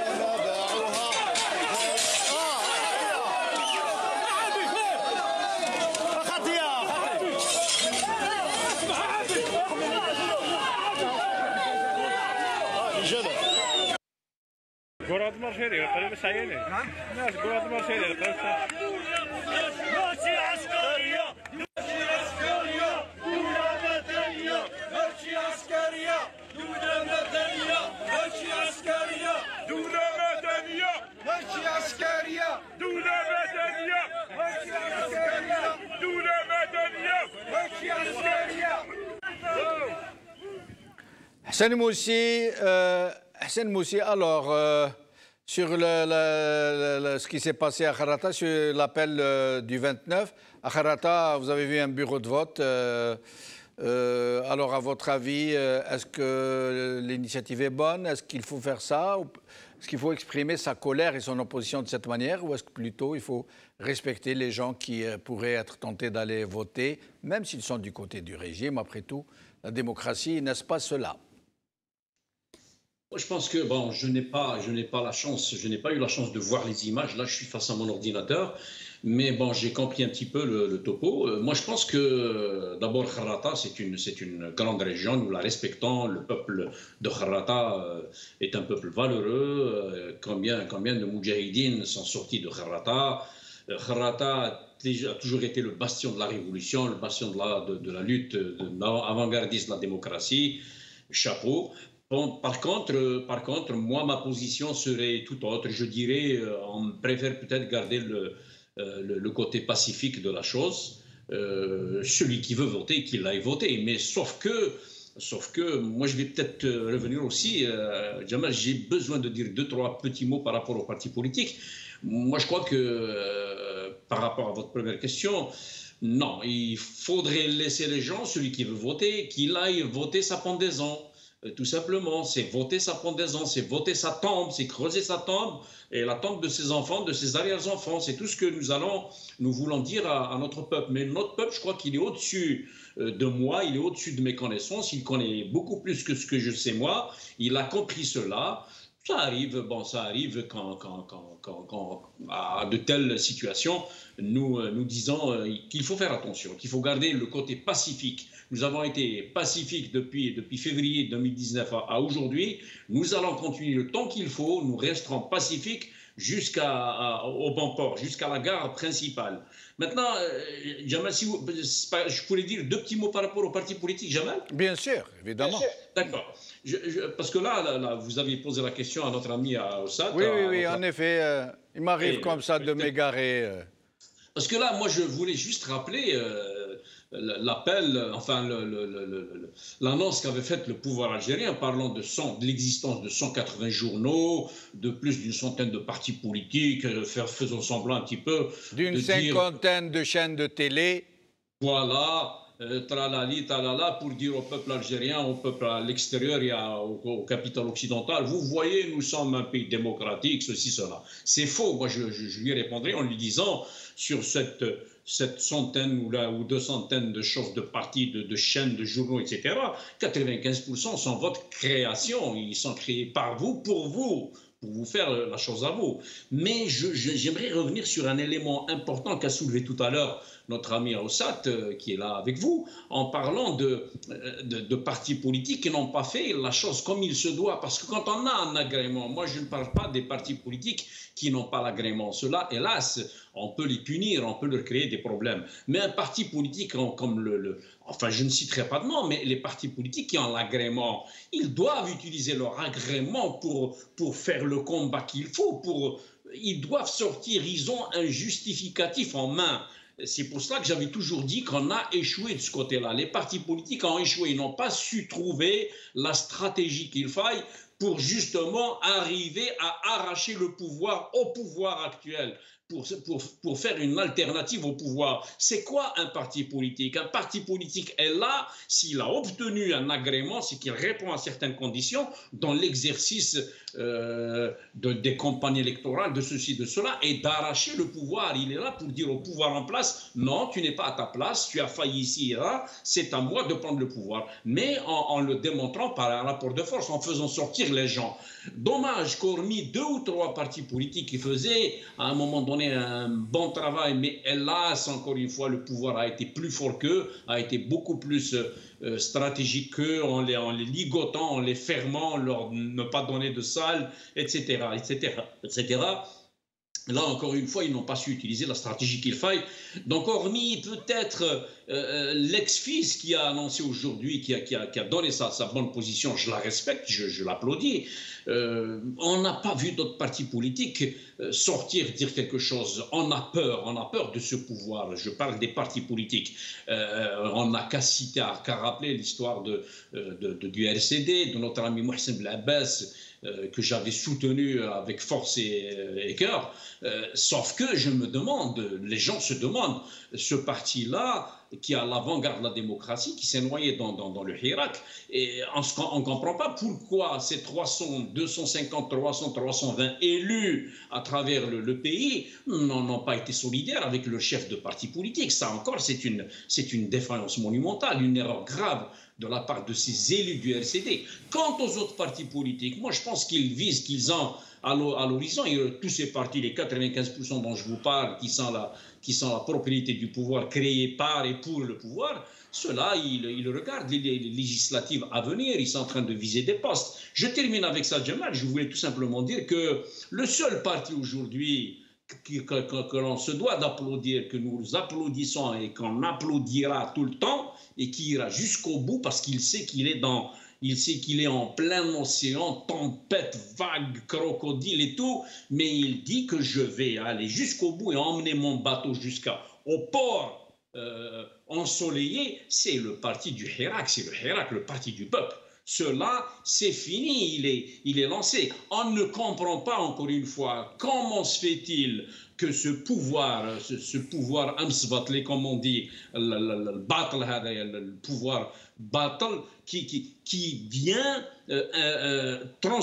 poser, si vous voulez, une feuille, un décalque sur la date du 1er novembre, une date sacrée comme le 1er novembre, une date qui appartient à la révolution. Le 1er novembre, c'est une date de déclenchement de la guerre de révolution nationale par des Zerrout Youssef, des Abn Ramadan, des Didouche Morad, des Amirouch, des Silhouas, Allah yarhamhum.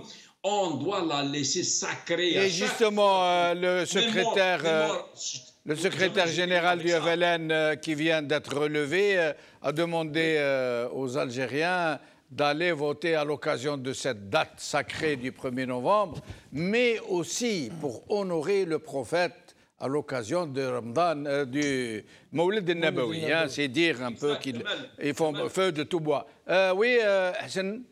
Je termine avec ça. Effectivement, vous me rappelez cet élément-là. Regardez, encore une fois, avec quoi on joue dans ce pays-là, comme si le peuple algérien est resté statique, il est resté à sa position de 70 ou de 75 ou de 80. Le peuple a évolué. Le peuple est musulman. Pour la grande majorité, bien sûr, il sait ce que c'est que le din. Moi, il bin din aussi à ça. Ya, monsieur le wazir, évite de jouer avec cela ou là, si ben griha ou là, il s'en trottoir pour dire au peuple, le peuple algérien, ou là, raconte tsmaouna, ou là, raconte tchoufouna, mais tchoufouch, le côté. On est musulmans pour certains, on ne l'est pas pour d'autres. ما نخلطوش la religion مع السياسة. ما نسمعوا لهمش هذو من الناس اللي راهم يخلطوا في الأمازيغية والعربية والإسلام وهذه وهذه. Alors justement, avant de donner la parole à Badr Denguirfa, nous allons écouter M. Zermati, ministre de la Justice, comment il fait usage du fonds de commerce qui est devenu la langue arabe et du fonds de commerce qui est devenu la langue amazigh. Écoutons-le, une déclaration après l'autre. وتظل اللغة العربية اللغة الرسمية للدولة. تظل العربية اللغة الرسمية للدولة. ما معنى ذلك؟ على غرار ما قلنا للدين الإسلامي فبالنسبة للعربية كذلك فهي قاعدة ملزمة لكل مؤسسات الدولة دون استثناء. قاعدة ملزمة لكل مؤسسات الدولة دون استثناء، منها الإدارة على مستوى التعليم وحتى على مستوى المعاملات مع الغير، حتى حتى على مستوى المعاملات مع الغير. أقصد بالغير الأجانب، الدول الأجنبية عندما نتعاملوا معها ما عندناش مركب لغز، نتعامل معها باللغة العربية ونستعمل اللغة العربية ونكتب اللغة العربية وهم يترجموا باللغة العربية إلى لغتهم. هذا هو، يترجمون من اللغة العربية إلى لغتهم هم، وليس العكس، وليس العكس. ومن يدعي العكس فهو لا يقول الحقيقة، فهو لا يقول الحقيقة. مؤسسة اللغة الأمازيغية، اللغة الأمازيغية قيل الكثير والكثير وما زال يقال الكثير عن اللغة الأمازيغية ومكانتها في الجزائر، مكانتها في الشخصية الجزائرية. فالدستور في المادة الرابعة يقول بصريح العبارة: تمازيغت هي كذلك لغة وطنية ورسمية، لغة وطنية ورسمية. ويروح إلى أبعد من ذلك ويقول: تعمل الدولة لترقية وتطوير تمازيغ بكل تنوعاتها اللسانية، بكل تنوعاتها اللسانية. اليوم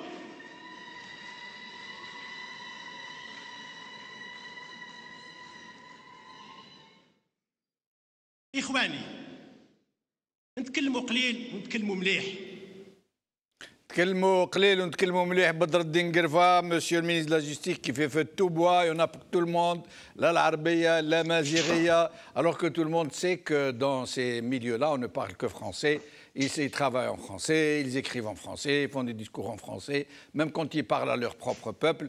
Ne faites pas attention à cette émission. Cette émission, c'est un peu particulier. C'est une émission qui s'adresse aux gens francophones, mais aussi aux bilingues, qui s'adresse aussi à ceux qui s'intéressent à l'Algérie.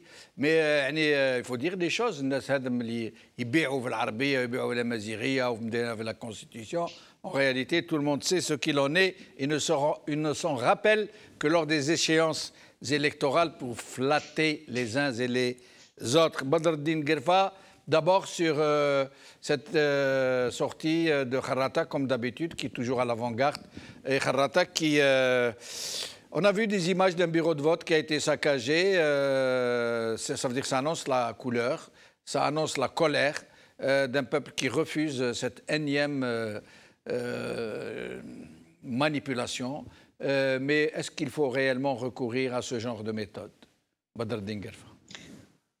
اولا الشعب ماهوش فرحان. الشعب في غضب شديد. اسمعني؟ وين نسمع فيك سي بدر الدين. ايوه الشعب في غضب شديد. دونك Alors, Badr el-Din Guerfa, je me permets de vous interrompre. Il y a une nouvelle qui vient de tomber. On va essayer d'en savoir plus.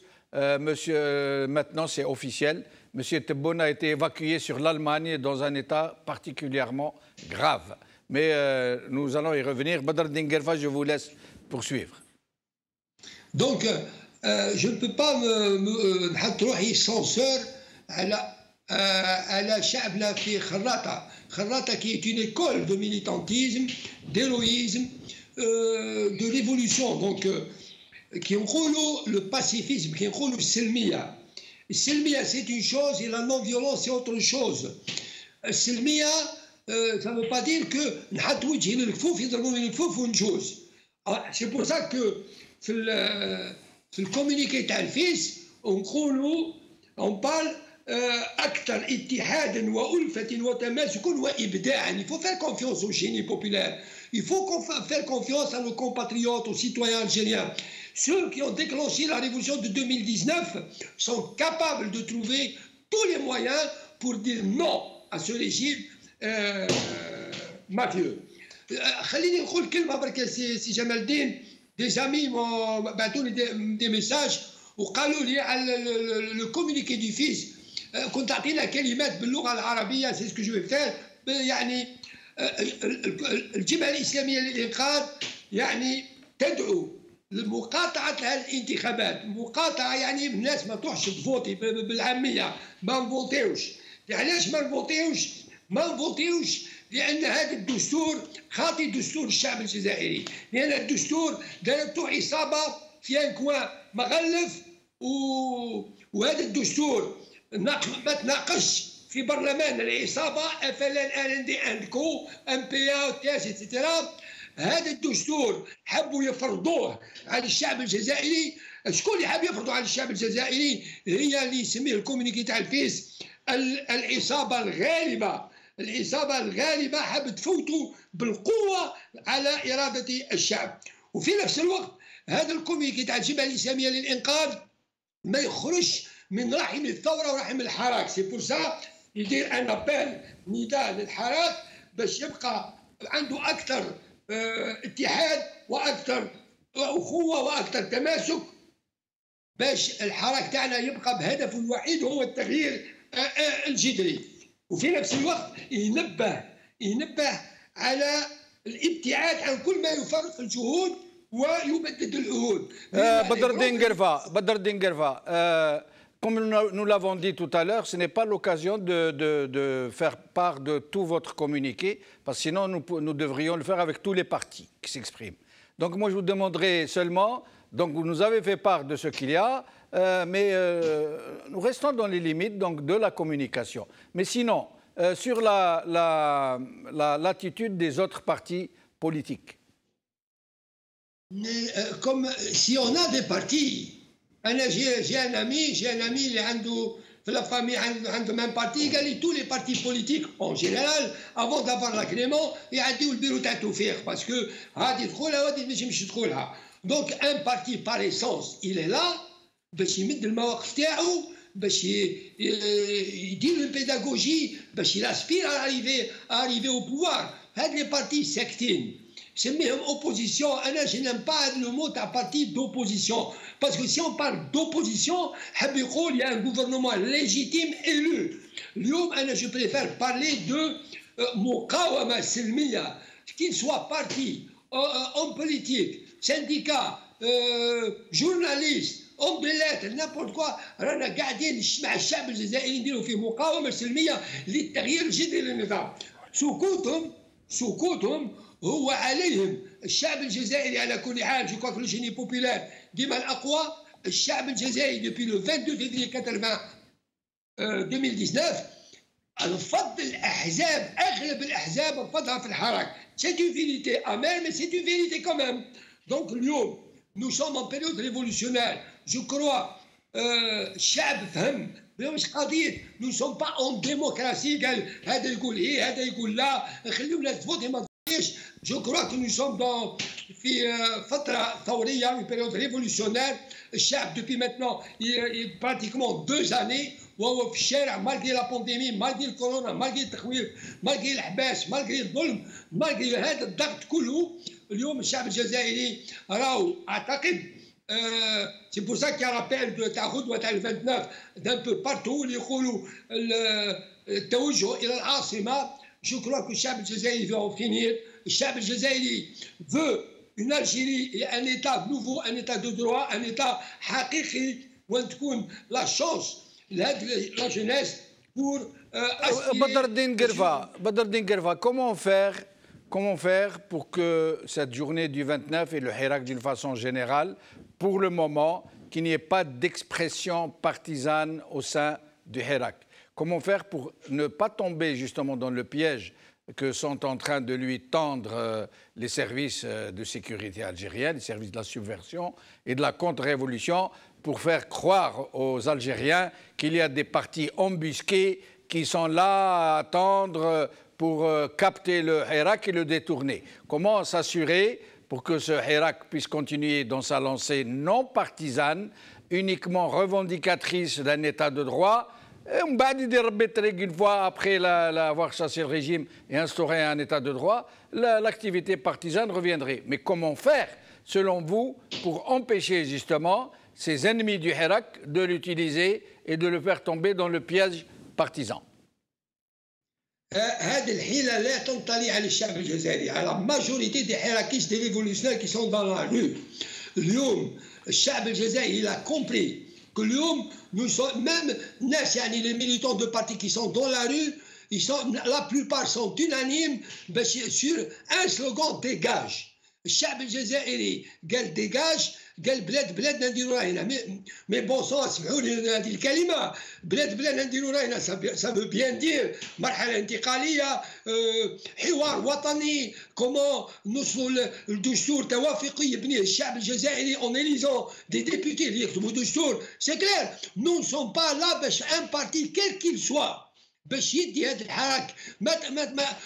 شوفوا لي ميليتون دو باز في الحراك comment ils se sont comportés مع النيدا 22. Dès le moment où le NIDA 22 n'a pas appelé à la reprise du Harak, eh ben la majorité تاع les commentaires كانت للاسف الشديد كانت مش مع هذا النيدا 22. الجزائري اليوم عندهم محطه واحده، لا كار دو تيرمينوس، سي كيف هذم يديكاجيو ونبداو نخموا نبنيو دوله الحق والعدل والقانون. ما كانش خوف على هذا الشعب. Ben justement, nous allons poser, Badreddine Guerfa, excusez-moi de vous avoir interrompu, faut tourner un peu le micro comme on dit. Kaddour Chouicha, d'abord, je commence par cette question et ensuite on revient aux commentaires de l'actualité qui vient de tomber. Comment faire, Kaddour Chouicha, pour empêcher le Hirak d'être récupéré par les uns ou les autres, de sortir de sa voie principale qui est chasser le régime et instaurer un état de droit démocratique, et puis par la suite pouvoir revenir chacun de son côté à son ancrage idéologique. Comment faire pour éviter que le Hirak puisse tomber entre les mains des uns ou des autres? En premier lieu, j'espère que la composante politique comprendra qu'on est dans une étape un peu particulière et sensible. Il faut se retenir pour ne pas laisser croire ou laisser entendre que tel ou tel parti ou telle idéologie est celle qui représente, disons, le Hirak ou bien la majorité des Hirak. Donc il s'agit de faire d'abord de la retenue de la part des personnes, du personnel politique de ces partis.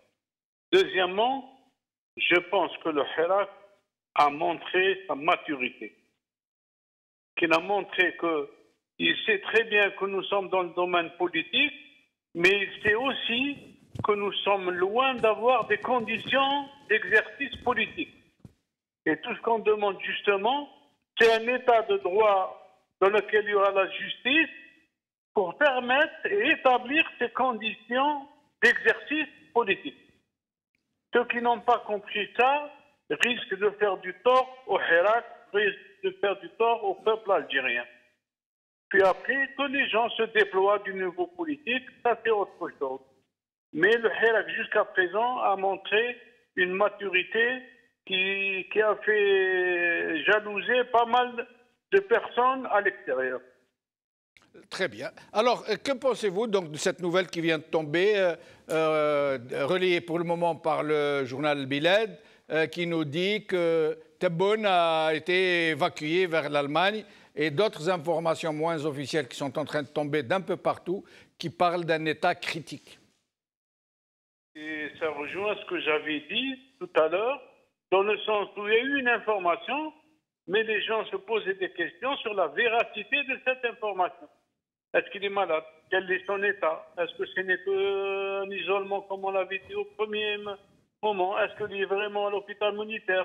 Donc, tous les doutes qui tournaient autour de cela viennent d'être confirmés a posteriori par cette annonce. Comme quoi, non, tout ce qu'on avait dit, ce n'est rien du tout. C'est maintenant, l'état est un peu plus grave. Donc, ça montre un peu le décalage immense qu'il y a entre une communication officielle et le perçu de cette communication officielle par la population algérienne, et en particulier par les Hirakistes qui maintenant font de la politique, qui surveillent tous les dits, tous les gestes et qui font des lectures de tout ce qui est en train de se passer. Et vous pensez que cette nouvelle maintenant qui est devenue publique et qui risque peut-être de nous annoncer d'autres nouvelles, à Dieu ne plaise, d'autres nouvelles encore plus graves, vous pensez que ça pourrait compromettre cette opération de subversion qu'est le référendum? Pour être franc avec vous, je ne peux faire que des spéculations. Et évidemment, on n'a pas d'autre choix. On n'a pas d'autre choix. Dans le secret des dieux. absolument. Mais est-ce que ça va compromettre ou bien est-ce que c'est fait pour compromettre? C'est tout un débat là-dessus. Ah, très intéressant. Pourquoi je n'ose pas spéculer facilement, mais il n'y a aucune lecture, il n'y a aucune transparence. On est obligé de spéculer. Vous soulevez un lièvre. J'imagine que les gens vont se poser la question, c'est vrai, peut-être que ça a été fait exprès par un clan du régime pour s'aborder ce que voulait l'autre clan. Après tout, pourquoi ne pas se poser la question? Oui, mais je vous ai dit, il y a un doute profond au sein de la population qui regarde, qui évalue, qui soupèse et qui se dit non, il faut faire attention, il doit y avoir une guerre des clans, peut-être qu'ils vont faire ça, peut-être qu'ils vont faire ça. Je pense qu'il faut retenir ça. Il y a une rupture totale, immense, entre ce qui est officiel et le dire officiel et comment c'est perçu par la population qui, elle, maintenant est devenue autonome du point de vue de la réflexion, qui prend ce qui l'intéresse, qui fait des articulations entre des événements qui sont peut-être des fois indépendants, mais pour elle, non, c'est lié. Et tant mieux, je dis, tant mieux que la population en Algérie, particulièrement les jeunes, est investie de cette façon-là le champ du politique et se pose comme acteurs et non pas comme simplement des assistés politiques. Chouicha, nous allons faire donc un dernier tour de micro.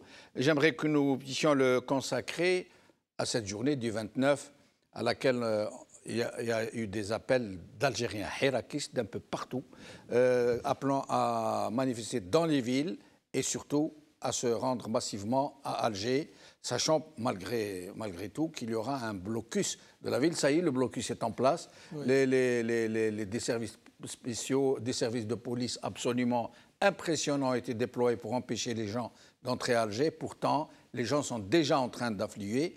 Alors, d'après vous, cette journée du 29, dont beaucoup sont en train de dire qu'elle sera historique.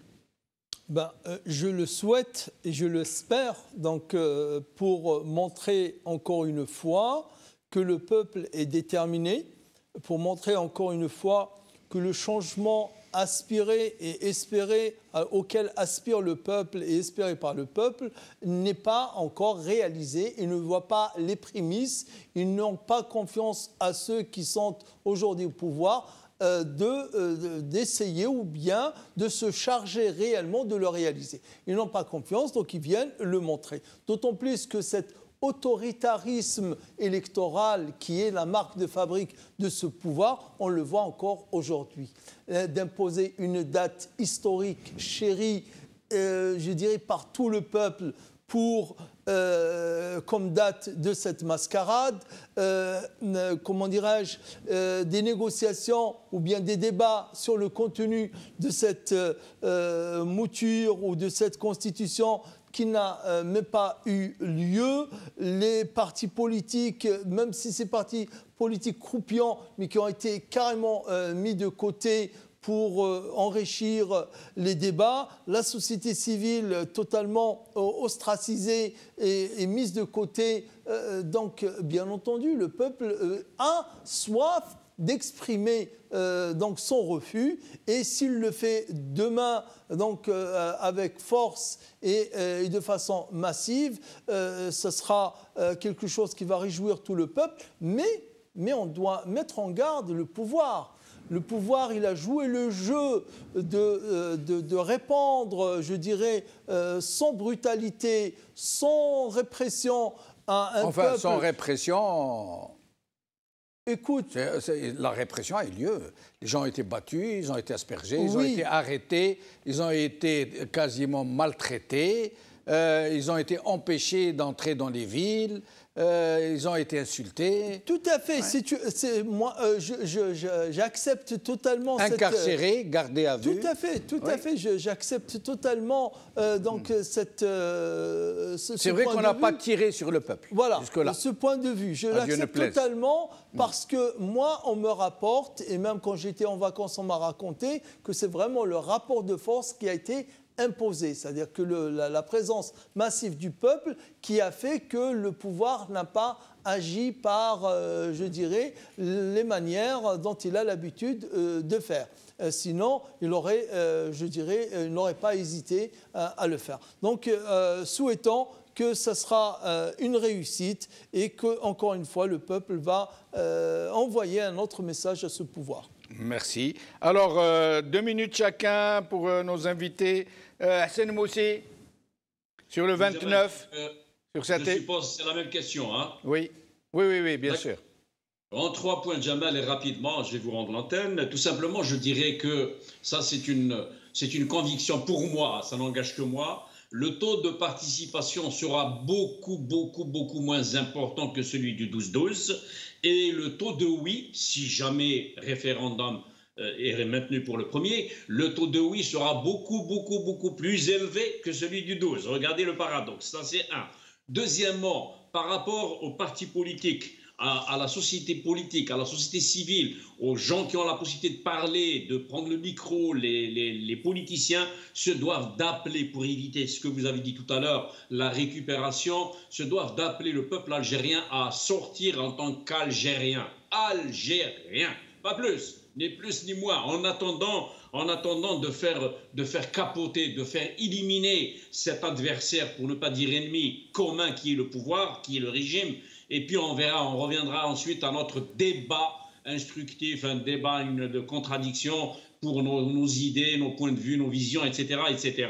Ça, c'est le premier point. Le second point, Jamal, il va falloir terminer. Oui, je termine. Je dirais que j'appelle le peuple algérien à sortir en grand nombre le 29 octobre, portant le masque rouge. On a parlé de rouge et il semblerait comme étant avertissement au pouvoir. Et garder à l'esprit que le 1er novembre, ce jour-là, pour le jour du 1er novembre, c'est une date de la révolution, du déclenchement de la révolution armée. La Constitution, c'est un non-événement. Voilà, mon ami. Merci. Quant à l'hospitalisation de Tebboune, je dirais tout simplement, ça peut être vrai. Maintenant, ils vont certainement... C'est pas que ça peut être vrai, ça a été annoncé par la presse. C'est vrai, voilà. C'est pas que ça peut être vrai. Ça a été annoncé, c'est au moins ça. C'est au moins ça. Et là, deux choses l'une, Jamal, à ce moment-là, si c'est vraiment vrai, encore une fois, c'est que l'une ou l'autre, soit c'est le président du Sénat qu'on va mettre tout de suite avant, demain on va l'annoncer peut-être à la tête de... Non, mais il n'est pas en état d'empêchement, il est évacué, il est toujours chef d'État, même s'il est dans le coma, il n'y a pas d'état d'empêchement. Ou encore, nous le souhaitons, l'annulation de ce scrutin. Restez avec nous jusqu'à la fin de l'émission. Badr Dingerfa, en 2 minutes, s'il vous plaît. d'abord حبيت نذكر قبل 2019 قلنا احذروا الشعب الذي يهان. Je pense qu'aujourd'hui الشعب الجزائري يشعر بإهانة كبيرة. Il est touché dans sa dignité qu'après pratiquement 2 ans de révolution اليوم راه يشوف الFLN والRND والMPA وتاج وهذا حزب تاع جاب الله ومكري et tout ça qui appelle وجيلان سفيان qui appelle aller وبن غرينا à voter. الشعب يشعر بإهانة والشعب الذي يشعر بإهانة لا ريبوست تاعو جو بونس qu'elle va être كبيرة جدا. Donc هذا واحد donc qui va se passer اليوم وغدوة بعد غدوة et tous les jours qui à venir. Maintenant ما نخافوش من قضيه الناس من هذا الشعب. جي توجور دي كالجي ولا تبسا ولا تيزي وزو سي ني با بلاس ريبوبليك في بلهيج. وين كان لي كوليكتيف كي ابال المسيرات هنا المسيرات تخرج تلقائيا ولا دي جون دي موان جون دي فام سي دي فيو يطلبوا يروحوا المسيرات. دونك حنا هنا المشكله بيرسون نو فا ريكوبيري اوكان كوليكتيف نو فا ريكوبيري. Nous, Inch'Allah, c'est le peuple qui va récupérer l'Algérie pour la reconstruire encore une fois. Quant à M. Tebboune qui est hospitalisé, nous vivons dans un régime d'une opacité totale. اليوم بس اليوم نحذروا الشعب الجزائري avec tous ces trucs qui se passent. Le secrétaire général du FLN اللي يتنحى Tebboune subitement qui est malade, qui est évacué en Allemagne. Donc la Constitution a dit out, il faut qu'elle tombe et elle tombera بإذن. Merci, restez avec nous. Khadour Chouicha, vous avez le mot de la fin, en moins de 2 minutes, s'il vous plaît. Merci. Ce que je voulais dire, c'est que créer un rapport de force pour revenir à un état de droit nécessite beaucoup plus qu'une journée ou deux, quel que soit le nombre de pas. Je pense, sans vouloir être pessimiste, le 16 février 2019, le conflit entre le pouvoir et la population algérienne est devenu un conflit national qui est sorti de l'obscurité. Ce conflit peut prendre plusieurs formes. Il a pris la forme des vendredis et des mardis. Puis le Covid est venu pour lui donner une autre forme, avec la répression que l'on sait du pouvoir. Mais quelle que soit cette forme, le fond reste le même. Le conflit est là et va perdurer. Donc c'est à nous maintenant de voir collectivement comment construire les instruments nécessaires, soit bien les instruments nécessaires pour arriver à notre fin. Donc je pense que c'est clair, nous avons l'avenir devant nous. Ça ne veut pas être facile, surtout qu'on a décidé collectivement que le pacifisme est notre seule solution. Ça ne va pas être facile, mais je crois que l'avenir est à nous. Nous devons tous avancer dans la même direction. Edder Chouicha, merci infiniment. Chaban Qassi, merci infiniment. Hassan Moussi, merci infiniment. Badreddine Gerfa, merci infiniment. Nordin Ossat, merci infiniment. Merci à toi, Sidi Jamaldine. Merci. Merci à vous, chers amis, d'avoir suivi cette émission. Demain, 29. Nous ne savons pas ce qui va se passer. Nous souhaitons seulement que ça se passe dans le pacifisme. Selmiya, Selmiya, Khawa, Khawa. Et c'est aux Algériens de nous dire si la journée du 29 octobre 2020 sera une journée historique ou sera une journée comme les autres. Ce sont les Algériens qui vont nous le dire et nous le saurons demain. Qawala khair, bislama.